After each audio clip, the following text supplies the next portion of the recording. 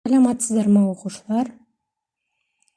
Бүгінгі сабағымыздың тақырыбы Ерлан Жүніс «Менің атым тәуелсіздік» өлеңі. Оқу мақсаты: әдеби шығармада көтерілген әлеуметтік қоғамдық мәселені идеясы арқылы түсіндіру. Осы мақсатқа жету үшін бірінші бейнебаянды тамашалап алыңыздар.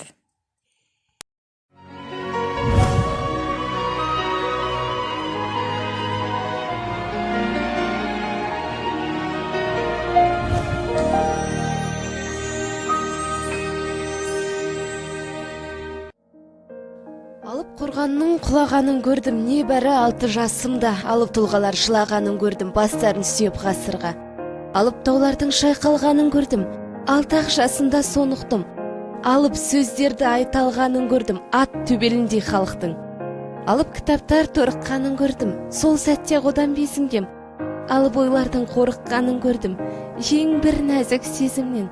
Алып сағаттар тоқтағанын көрдім, өлшенді уақыт жаңадан. Алып жүректер ақталарын көрдім, 6 жасар баладан. Алып құрлықтар теңселгенін көрдім, темір бұғаулар тозғасын. Алып заңдардың кемсеңдеуін көрдім, империяның көз жасын. Алып мұхиттар толқығанын көрдім, бір тамшы суға байланып. Алып тәждердің балқығанын көрдім, елтаңбаларға айналып. Алып мүсіндер қирағанын көрдім, сулаған жаудай жебеден. Алып саналар жиналарын көрдім, тұрғызу үшін жаңа әлем. Құрыштардың да шірігенін көрдім, сен боса болат тас секіл. Темір шымылдық түрлерін көрдім, сахнаға шықты жас өмір. 6 жасымда жылаған жоқпын, сұраған жоқпын анамнан. Сол күні жаңа әнұран айтып оралған. Сол түні неге ұйықтамай маған бір аңыз айтып шыққанын, ол жайлы күннен жаралған. Түсінбесем де тыңдаймын. Онсыз да оны жесірлік салған, жасқан еді мұң қайғы. Көзінің жасы сөйлеген түні ұқпасам да аңыз ұнаған, жаралған күннен ол жайлы. Дегенде шығар бодандық жайлы біл. Онсыз да оны жесірлік салған, жасқан еді мұң қайғы. Көзінің жасы сөйлеген түні ұқпасам да аңыз ұнаған, жаралған күннен ол жайлы. Дегенде шығар бодандық жайлы білмесін.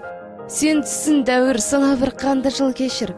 Тарихтан дәріс оқитын менің анашым орта мектепте. Ұлына бірақ айтпапты кісен, құлдықпен түрме бүргесін. Ерлікті айтқан үйретпеді ол ездікті, ұстатқан қалам ұстатпады ол кездікті.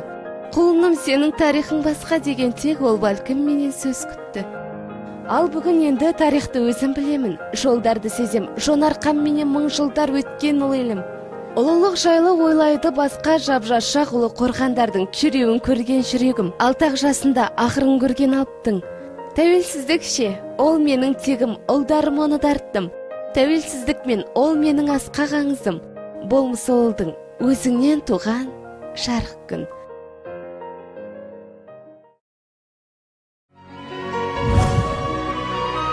Оқушылар, Ерлан Жүністің шығармасы «Менің атым тәуелсіздік» өлеңінің тиімді ойы қандай? Бүгінгі оқу мақсатына жету үшін бірнеше тапсырмалар орындаймыз. Мұқият болыңыздар. Бірінші тапсырмада әдеби шығармада көтерілген әлеуметтік қоғамдық мәселені идеясын табу. Өлеңнің тақырыбы, өлеңнің авторы, жанр түрі, өлеңнің идеясы. Дескриптор: оқушылар өлеңді талдай алады. Екінші тапсырмада төмендегі сөз тіркестерін қолданып, тәуелсіздік тақырыбында эссе жазыңыздар. Алып тұлғалар жылағанын көрдім, бастарын сүйеп ғасырға. 6 жасар бала. Тәуелсіздік.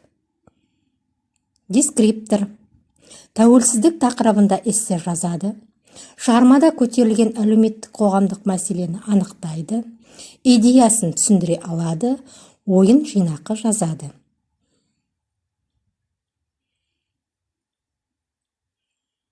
Рефлексия. Оқушылар 5-5 әдісі арқылы сабақ кезінде нені меңгергендерің жайлы 5 сөйлем жазыңыз.